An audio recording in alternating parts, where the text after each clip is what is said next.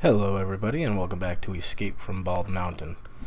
This video is going to be a little disjointed. I'm going to be using a couple different clips I've used over time lapse, and you'll see some jumps. I use D3D gear to record the videos, and some of it didn't get recorded because I used the wrong video codec. Currently I'm using the crappy Windows Movie Maker to edit my videos. Hopefully I can get a new program, but for now that's what I have to work with, so I have to save them all in WMV. But that's all besides the point. So let's move on into it. My main goal with this part is to basically work on the queue portion. You can see here I kind of fumbled with the idea of maybe I can actually do something on the coaster itself, and when I figured out that these arches just weren't going to work out, I decided against that. So I kind of fumble around with the idea, but you can kind of see with what I'm going to eventually try and get to is to, when we get to the editing portion of the coaster, I'll be doing a lot of stuff like this, putting arches.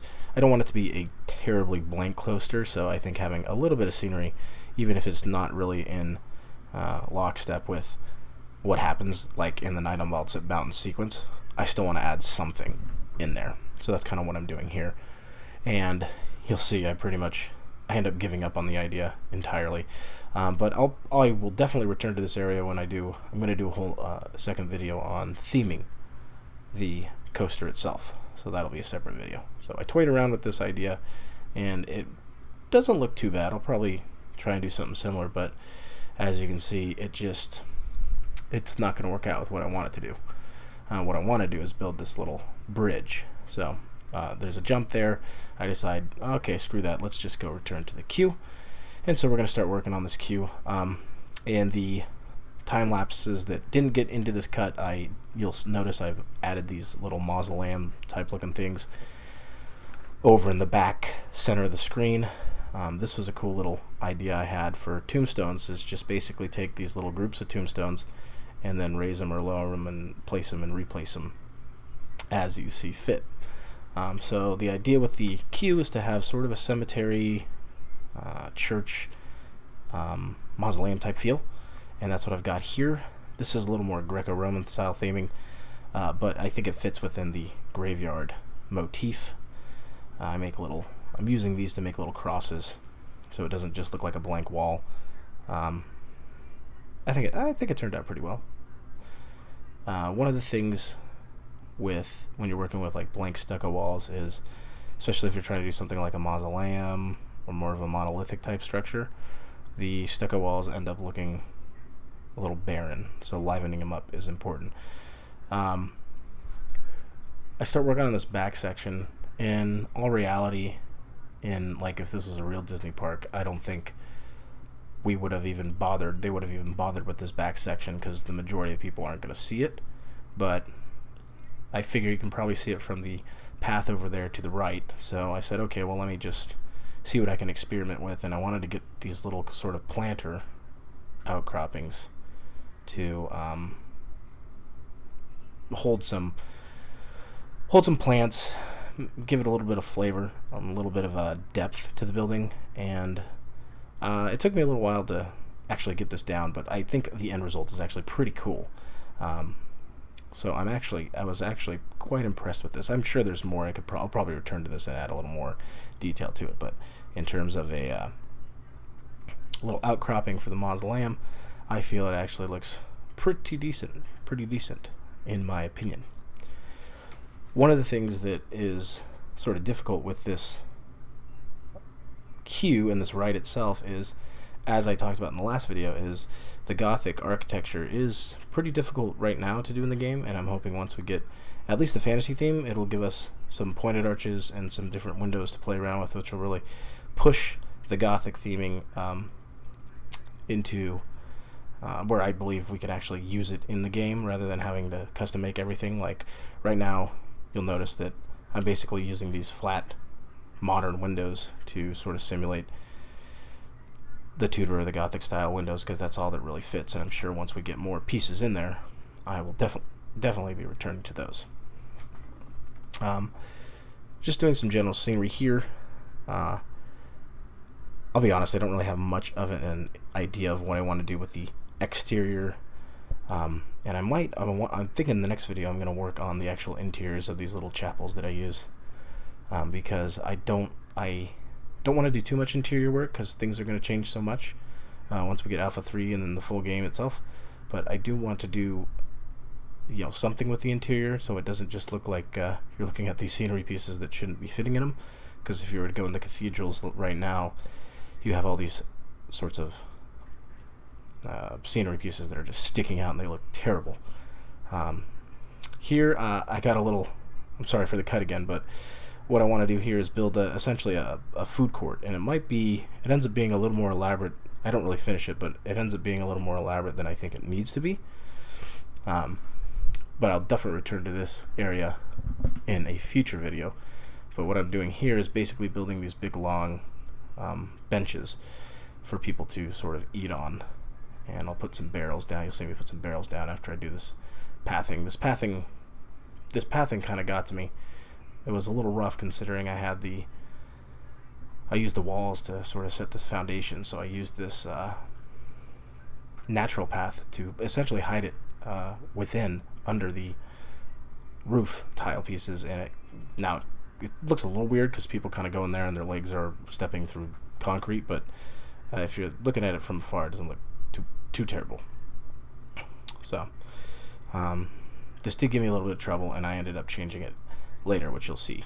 But I just wanted to get a framework of what I was working with. In all reality, I don't think something of this nature, something of this size, would really be utilized for a just a little food court. Maybe for something elaborate, like at Disney World they have the Be Our Guest restaurant, which is the Beauty and the Beast themed restaurant, which is basically a whole castle, but it's for a nice sit down experience, and that's not what this is meant to be. But then again, we don't really have the tools in there, so at any rate, it's going to end up being this big Gothic Cathedral looking type thing. And this back portion, the idea is to make it sort of multi-layered, so this front portion will be the Gothic Cathedral looking thing. So we got another jump. This time I'm going into my nice big empty Tudor Gothic style home, and I really was having a little bit of trouble with this structure, but I kind of figured out what I wanted to do, so I came up with some good solutions to it, and I enjoy them. One of the things when you're making any like building that's not like prepackaged in the game is you go through a lot of trial and error, and that's what you see me doing here. Like, I like the concept of this little turret, but to actually get it to look good with what I have in the game, it could be better. But I actually think I end up with a pretty decent product in the long term. I returned to this area because I realized that it was off-center, and one thing I hate, one thing Disney doesn't do, is things that are asymmetrical, that are not symmetrical. They will do that if it warrants it. Like if you look at Toontown, things are not symmetrical in the least, because they shouldn't be. It's a cartoon world. But for the most part, Disney tries to keep symmetry. It's one of the things that's very pleasing to the eye and ties things together visually. And up here on my little mausoleum, I'm just adding a little more detail up top. You can actually, like, to make little mausoleums like this is really, really, really simple. It's essentially just some columns, some sloped roofs, and then some little details. Again, you can see I'm using these little statues to sort of stand in as angels or demons or gargoyles or whatever you want to envision them as. But even these little bas-reliefs actually work pretty good for giving a good, fully textured feel of the to the building. And I'm sorry about this pause. It seems I left it running. Oh, there we go. Anyways, I returned to my little planter here. Just basically added this to the top to give it a little more fleshed out feel.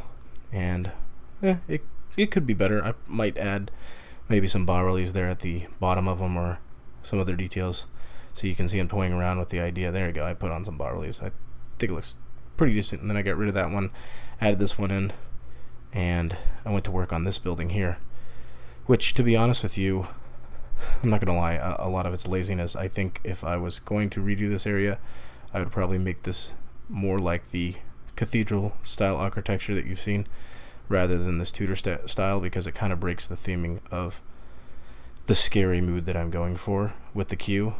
One of the things about Tudor style is it's very comfy. Like, it's very, you feel very safe and comfortable, like looking at it and being around it. It's not very threatening in the least. So when you're trying to do a really scary, spooky ride, and doing a Tudor style, at least in the classic Tudor home style, is not very smart. Like, Tudor Gothic's okay because it still has that Gothic touch to it, but general Tudor style homes, what you'd see in like the English countryside, doesn't go over so well. On this backside, I just added a few turrets to give it some life, because I was feeling it just wasn't looking. I hate the flat surfaces. They really bug me. So I wanted to get something up here. So I took the idea that I had from the other turret on my other building and transferred it here, and ended up looking pretty decent. I think I'll probably return and add a few more details later on. And again, with these little statues that you can kind of just manipulate and have stick out to give the building a little bit of extra. I guess I could talk a little bit about the park theory of Disney queues. Disney is not really the original creators of the themed queue, but one of the things that they learned from Not was, if you're going to have them standing in line, then give them something to look at. The initial first rides at Disneyland were not very well themed, but as they went through time, they really kind of nailed it down. Really started with like Pirates of the Caribbean, and more specifically the Haunted Mansion. They had other themed queues going on before that, but most of the rides are now defunct. Things like Adventures Through Inner Space, which was in Tomorrowland, which is a little on-maneuver ride through the inside and interior space, so inner body, subatomic level, things like that. But at any rate, they really kind of wrote the book on themed queues, and they're really common. It's also one of the things that separates theme parks from amusement parks, and I'll probably do a video on park theory at a later date, but I just wanted to touch on that one little aspect. Right here, basically what I'm doing is I wanted to get at least one more ride in this general area, because I felt with one major coaster, it's not really feeling like much of a park. So what I want to do here, and I don't finish it at all here, but I wanted to get the general layout. I want to have another cathedral-like structure just to house this Venetian carousel, which I feel is a really good little ride to kind of stick wherever you want. It's very small, and you could put it in buildings and have it do its job as bringing guests in and adding a little more life to your park. What I'm doing here is, if you've ever looked at Tudor style architecture, you'll know that they have the teapot type style chimneys, and we don't have that in the game. So essentially what I'm doing is I'm making my own little teapot chimneys, and what I'm doing is I'm basically using these little window panes, and then I use another window pane to top it off, and then I just move it on top of the structures, and it actually ends up looking pretty decent. Like you can see here, I'll put 3 on and move it up to the top, get rid of those, and it fits thematically. It's not a perfect. Most teapot style chimneys for the Gothic style are a little more rounded at the base, but for what I have to work with, I think it works pretty well. And we're nearing the end of the video. I wanted to get this out there. Again, sorry for the bad cuts and the bad edits. I have a full-time job, and I'm a full-time dad, so I pretty much record and stream when I can, hence why these recordings are not always unified.